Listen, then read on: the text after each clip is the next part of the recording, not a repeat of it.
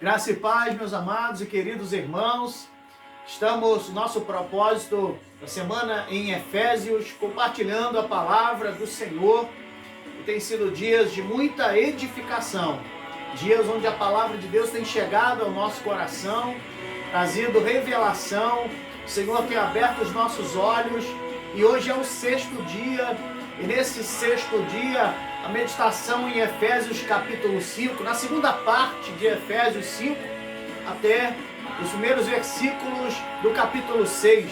Vamos falar sobre família, igreja e esse contexto da graça de Deus envolvendo a família, a igreja e o tanto que isso está gerando para a vida dessa igreja do Senhor que vai se mover nessa nova estação, um impacto muito grande.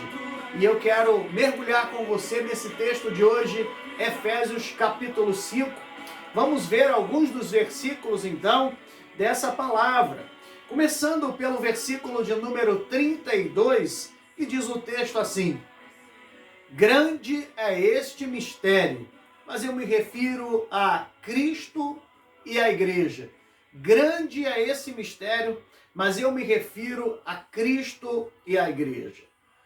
Essa porção bíblica, dos versículos 22 do capítulo 5 de Efésios ao capítulo 6, versículo 4, é o maior trecho que nós temos na palavra com a referência, contextualizando o assunto casamento, família. E aqui nós estamos vendo o quanto o Senhor está ministrando ao coração da família as bases pelas quais ela deve se mover, uma vez que ela recebe esse novo conceito, esse novo entendimento, essa nova mentalidade sobre como é que agora então vai ser o cotidiano, como é que vai ser a forma de vida, o tratar uns com os outros. Mas para nós, na atual geração, ler esse texto e ver os versículos dizendo sobre como o marido deve tratar a esposa, a forma com que a esposa deve honrar e estar na mesma missão, submissa ao seu marido, como os pais devem criar os filhos. Para esse tempo, nós, dessa sociedade, ouvirmos essa palavra, lermos o texto, é algo que já faz parte até mesmo da nossa cultura. Já houveram grandes mudanças sociológicas, já aconteceram avanços consideráveis naquilo que podemos dizer sobre o modelo de família. Até mesmo aconteceram alguns avanços que trouxeram até deformidades no outro extremo para o modelo bíblico de família. Mas o fato que nós estamos aqui tendo que avaliar é que Paulo escreve esta carta e entra neste assunto para a igreja de Roma, para a igreja aos Efésios, para a igreja que estava vivendo um contexto de tanta batalha, para irmãos que estavam ali aprendendo como deveria ser essa nova família. E, na verdade, ele escreve para uma sociedade onde esses valores da família estavam arrebentados. Uma sociedade que moralmente estava tudo deturpado.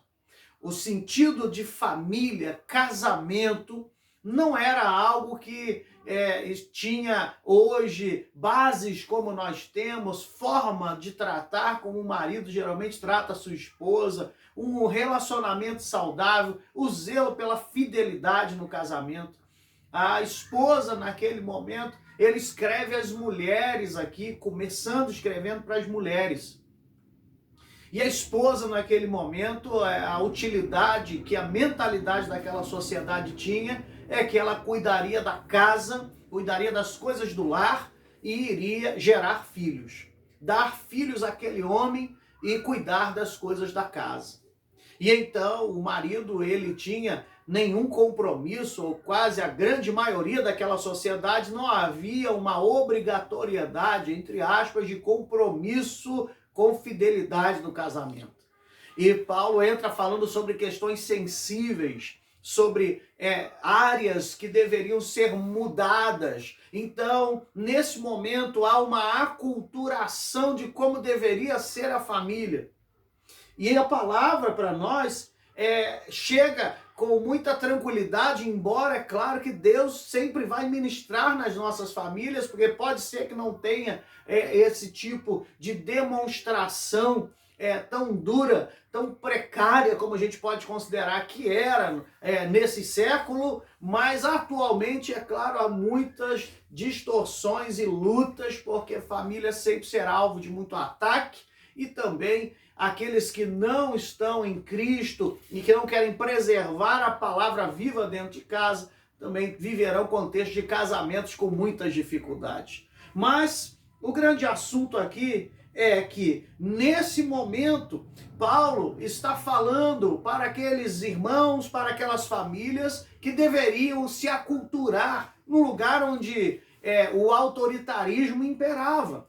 Num contexto onde as pessoas estavam com o sentido de virtude moral totalmente denegrido. E assim, a palavra começa a nos abrir hoje aqui, que ele descreve sobre um grande mistério. O casamento como um grande mistério. E a igreja, Cristo e a igreja, um grande mistério. A referência está muito clara que ele diz sobre Jesus e a igreja. Mas dentro desse entendimento, onde Jesus e a igreja servem como referência, como base, como estrutura para que haja o casamento de acordo com o modelo de Deus, é que os versículos seguem. É dessa forma que nossa mente vai se abrindo. E então, este nível de comprometimento, de amor de Cristo pela igreja, ele passa a ser a instrução de como que deveria ser formada uma nova família a partir de agora. Então ele olha para Jesus e a igreja e diz, a partir desse amor, desse relacionamento, desse comprometimento, a partir dessa demonstração de oferta incondicional, a partir dessa demonstração de amor sacrificial, é que deve ser o relacionamento marido e mulher. A partir dessa ótica que vocês devem formar as famílias agora. Então, dos versículos 25 ao 27, a gente chega aqui onde o texto vai falar, primeiramente, o conselho mais forte aqui é para os maridos. O conselho mais forte está aqui dizendo que os maridos, eles devem amar a sua esposa. E vamos ler o texto que diz assim: maridos, amai vossa mulher, como também Cristo amou a igreja e a si mesmo se entregou por ela, para que a santificasse, tendo-a purificado por meio da lavagem de água pela palavra, para apresentar a si mesmo igreja gloriosa, sem mácula, sem ruga, nem coisa semelhante, porém santa e com defeito. O maior conselho, o conselho mais forte aqui, é dado para o marido. A repreensão, a instrução é dado para o marido. E veja que não é diferente das mesmas necessidades de hoje. Nós temos realmente uma necessidade muito grande de vermos a ação do Espírito Santo começando no marido. Bom, o marido não como cabeça do casamento apenas, mas como aquele que deve ser a referência para aquele casamento. Como Jesus é o cabeça da igreja, o marido é a referência para a família. A partir do homem, do marido, do pai, vai haver a referência para a família, ela viver de acordo com o plano de Deus. E então, é função do marido, a gente poderia dizer aqui, simplificando essa mensagem que é tão ampla e tão tremenda, mas simplificando para hoje aqui, 3 deveres do marido. Primeiro, é dever do marido. O marido deve cuidar da vida espiritual da esposa. O marido deve cuidar da vida espiritual da esposa. O versículo 26 diz, para que a santificasse, tendo-a purificado. Para que a santificasse, tendo-a purificado por meio da lavagem da água pela palavra. Para apresentar a si mesmo igreja gloriosa. Então, o marido, ele tem o dever de cuidar da vida espiritual da sua esposa. Ele tem esse primeiro dever. Ele precisa cuidar da vida espiritual de sua esposa. ele precisa zelar pela vida espiritual de sua esposa. Então o marido deve santificar a sua esposa. Ele deve cuidar e ministrar ao coração de sua esposa e ser alguém que sempre proporciona, que propicia oportunidades de que sua esposa cresça espiritualmente. Ele deve ser alguém que a sua esposa tem um leque de oportunidades para crescer espiritualmente. Ele deve ser aquele que sempre motiva, que ajuda, que intercede, que abençoa, para que ela possa crescer espiritualmente. E isso é algo que a gente deve experimentar cada vez mais. Então, marido, é contigo o dever, a função de abençoar a sua esposa, de cuidar espiritualmente. Às vezes a gente pensa que é a igreja que vai cuidar, que é outra liderança que vai cuidar. Mas é nosso dever, essa primeira responsabilidade está com o marido. No segundo dever do marido, o marido deve cuidar da vida emocional da esposa. Versículo 25 diz: maridos, amai vossa mulher. E o modelo é um modelo bem desafiador, como Cristo amou a igreja. Maridos, amai vossa mulher. Então o que o marido precisa fazer? Ele deve cuidar da vida emocional da sua esposa. O marido deve amar a sua esposa. Para o marido amar, é demonstrar essa afetividade. Muitos de nós, esposos, talvez temos dificuldade de demonstrar afetividade. A gente precisa compreender qual é a linguagem mais adequada que vai fazer com que a nossa esposa entenda que nós a amamos. A gente, à medida que vai conhecendo a nossa esposa, a gente precisa entender qual a linguagem, qual é a maneira que ela entende esse amor que nós temos por ela.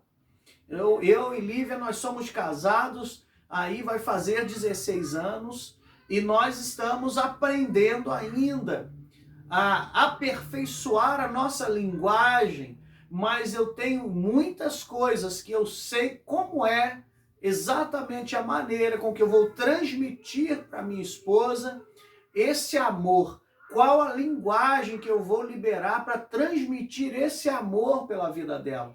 E ela sabe muito bem quais são as formas com as quais ela vai me suprir, vai nutrir esse relacionamento e demonstrar esse amor por mim. Estou aqui gravando e ela está aqui juntinha aqui, né? Sim. Eu te amo, meu amor. Eu também. E nós estamos aqui, ao entrar nessa palavra, nós estamos falando sobre o valor tão grande que é de um marido que sabe, que procura, que se dispõe, que se esforça para demonstrar afetividade, para liberar esse amor em favor da sua esposa, para falar ao coração dela. Existe uma linguagem, assim como a gente fala para tudo, a linguagem do amor no casamento, ela é específica. Talvez o marido é muito bom para conversar sobre tudo, sobre futebol, sobre passarinho, sobre um monte de coisa. Imagina só, perdendo tempo, né? Mas tudo bem. Graças a Deus que nesse período está tudo parado, tanto passarinho como futebol. Então, dá muito tempo para você aperfeiçoar a sua linguagem de amor em favor da sua esposa. Você pode dizer um amém aí para mim? Amém. Então, o terceiro papel do marido também, ele deve cuidar da vida física da esposa. A gente tem várias funções que são do esposo, mas simplificando hoje, dizendo sobre 3. A vida espiritual, a vida emocional, ele deve zelar, ele deve cuidar do coração dela, deve observar como está e deve prover, né, virtudes emocionais que vão supri-la. Mas o marido, em terceiro ponto aqui, o marido deve cuidar da vida física da sua esposa. Ele precisa cuidar, 28, para exatamente entrar naquilo que é mérito do marido, ele deve cuidar. O 28 e 29 diz: assim também os maridos devem amar a sua mulher como ao próprio corpo, porque quem ama a sua esposa, a si mesmo se ama. Porque ninguém jamais odiou a própria carne, antes a alimenta e dela cuida. Então o marido precisa cuidar da vida física. Traduzindo claramente, é dever nosso cuidar, prover, abençoar, suprir. É dever nosso, é função nossa servir a nossa esposa nas necessidades, prover quando, se por acaso ela não tiver, prover, né, as suas vestimentas bonitas do jeito que ela gosta, prover, né, o salão, prover o alimento, evidentemente isso é mais do que básico, mas prover para o físico da esposa, cuidar da saúde física dela, ajudá-la no cuidado da saúde física, ajudá-la nas suas fragilidades. O marido, quando ele tem senso, evidentemente ele não vai deixar a sua esposa carregar mais peso do que ele. É uma situação até absurda. Mas, às vezes, tem gente tão desligada que a esposa está carregando 4 sacolas e ele está só com a sacola de pão debaixo do braço. De tão lamentável que é. A pessoa está tão desligada, e isso é uma falta de cuidar do físico da esposa. Então ela que vai pegar as coisas mais pesadas dentro de casa, é ela que vai pegar as coisas mais brutas, é ela que vai pegar o filho mais pesado no colo, é ela que vai segurar 2 crianças no colo, de jeito nenhum. Isso é o marido, é ele que vai cuidar daquilo que é físico. A força da mulher é incrível, mas o marido tem que ser o macho. É ele que tem que segurar a peteca daquilo que é mais bruto dentro de casa. E não só dentro de casa, mas também na vida daquilo que fisicamente supre a mulher, naquilo que abençoa a vida da sua esposa. E então, é sempre interessante, porque quando nós vamos falar para a família, a gente sempre vai falar mais para o marido, porque a responsabilidade maior é para o marido. As esposas são mais sensíveis a entenderem que a família dela é o bem maior que ela tem. A maioria das esposas vão entender que isso aí. Mas às vezes o marido fica com o coração desligado e não percebe que o bem maior que ele tem é a sua família. Estamos num curso de casais, sendo muito abençoados nessas ministrações do curso de casais. Se desse para rodar esse curso de casais aí, né, online, seria bom demais, porque muita gente seria abençoada, seria ministrada. Nossos casais na igreja que estão sendo ministrados, estão sendo muito edificados. E aí, a gente chega então aqui no segundo abordagem, que fala sobre a esposa. A esposa é como a igreja. A esposa representa a importância da igreja saudável no meio da sociedade. O versículo 24, nós temos aqui do versículo 22 ao 24, falando sobre a esposa, sobre o papel da esposa. Mas o versículo 24 diz assim: como, porém, a igreja está sujeita a Cristo, assim também as mulheres sejam em tudo submissas ao seu marido. Então a esposa, ela deve amar e deve se submeter e deve caminhar junto com o seu marido na mesma missão. Mas olha que interessante, é que nós estamos aprendendo, nessa sociedade é tranquilo da gente assimilar e aprender isso, que a mulher está submissa ao seu marido, não é que ela vai estar debaixo de um sistema de autoritarismo, mas ela está na mesma missão. E se essa missão tem um relacionamento que faz fluir, então para ela não é difícil estar submissa, porque o seu marido está provendo um relacionamento que flui do espírito. Então, para isso, a mulher, ela precisa também se pôr no seu lugar e ser essa edificadora do lar, ser essa abençoadora de sua casa, ter essa capacidade, essa sensibilidade que Deus colocou para a mulher. Ele deu habilidades diferenciadas para a mulher, e isso faz com que o homem seja muito abençoado por ter uma mulher virtuosa em casa. Então, a mulher, ela deve entender o seu papel, ela é super importante. Ela representa a figura da igreja saudável que abençoa a sociedade, assim como ela abençoa a sua casa, assim como ela ligada a Cristo, ela, a igreja com Jesus como cabeça dela, faz com que ela possa realmente expressar quem é Jesus para a sociedade. A esposa, ligada em um só com o Senhor Jesus, caminhando debaixo desses valores, desses princípios de obediência, ela fará com que sua família tenha o equilíbrio, seja moderada, seja uma família onde muitas coisas é a esposa que vai perceber e vai equilibrar antes de que aquilo ali saia dos trilhos. é uma função da esposa. Ela tem maior capacidade em muitas coisas do que o marido. E o marido deve ter em muitas coisas que são próprias dele, maior capacidade que sua esposa. Por isso é bênção demais o casamento, porque são dois que se tornam um, mas são mais fortes do que um sozinho. É bênção demais o casamento porque vai gerar a condição de uma nova família. E no terceiro ponto aqui, esse capítulo 6, ele vai dizer de 1 a 4 sobre a família em si, sobre os filhos. Filhos, obedecei a vossos pais no Senhor, pois isso é justo. Honra teu pai e tua mãe, que é o primeiro mandamento com promessa, para que te vá bem e sejas de longa vida sobre a terra. E vós, pais, não provoqueis vossos filhos à ira, mas criai-os na disciplina e na admoestação do Senhor. É muito importante nós considerarmos o seguinte: a instrução vem para o coração dos filhos, a instrução vem para que os filhos estejam obedecendo aos pais, pois isso é correto, isso é justo, isso deve ser o mínimo que um filho vai fazer.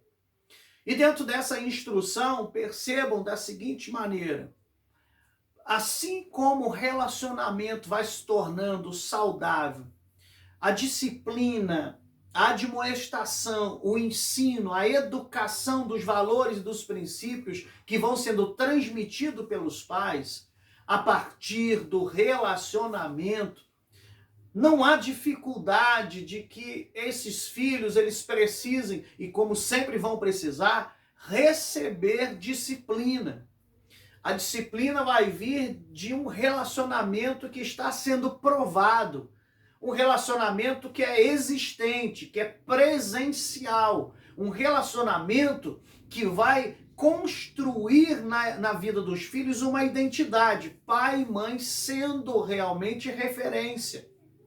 E então, talvez a distância que o modelo de família, a forma tão difícil que vieram acontecendo as coisas, a aceleração dos dias, a necessidade tão grande de trabalhar em 2 empregos, de ver isso, ver aquilo, de estar agindo uma série de situações, talvez isso trouxe para essa sociedade um espaço entre os filhos e os pais. Mas, embora os pais estão ali, amam e estão, entre aspas, presentes, mas de fato presente no relacionamento, para ter um discipulado relacional, quer dizer, para ser o que são para os filhos, mais do que dar as ordens do que os filhos devem fazer, muitas coisas entraram para tirar isso aí.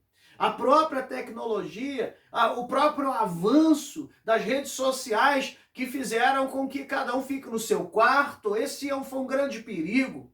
E agora o que nós temos que aprender, que retornemos à simplicidade do lar, à simplicidade das casas, à simplicidade do evangelho que começa em casa, a simplicidade da palavra que cresce primeiro em casa, a simplicidade da igreja que começa na nossa casa.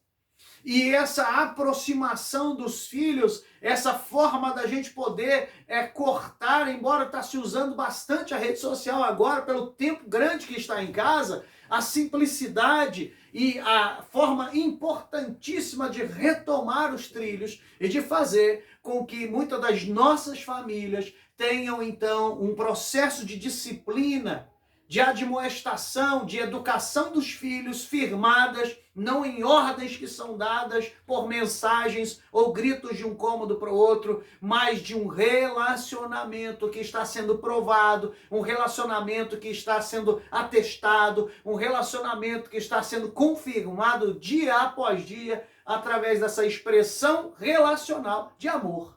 E a partir daí, a gente começa a ver a palavra se cumprindo na vida da família e o valor dessa graça de Deus sendo dispensada sobre a vida da família para que a igreja seja a mais abençoada.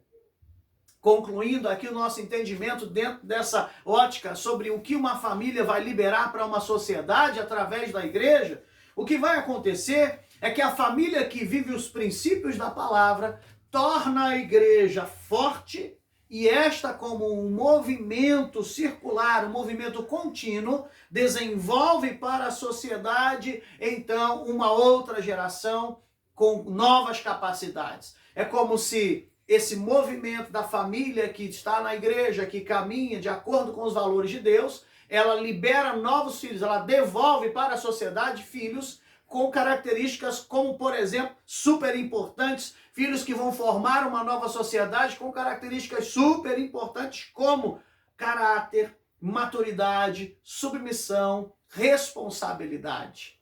A igreja vai abençoar muito a cidade, a nação que ela está. Novos filhos virão, e estes filhos que nascerão nesse tempo, que formarão então famílias no devido tempo, eles vão poder abençoar a cidade e a nação com uma capacidade de princípios e valores morais e espirituais, dos quais é o projeto de Deus para que a igreja avance e seja bênção para o lugar, para a comunidade onde ela foi inserida. E assim, hoje nós estamos completando essa palavra de Efésios 5 e tenho certeza que Deus falou ao seu coração. Se você assim foi ministrado, pode compartilhar com outras pessoas essa ministração pelo YouTube e que a palavra do Senhor seja implantada na sua família, que você viva uma nova estação dentro da sua família, que a sua casa, seu lar seja riquissimamente abençoado pela palavra e pela presença de Deus. Grande abraço para você, até amanhã, fique na paz, tchau, tchau.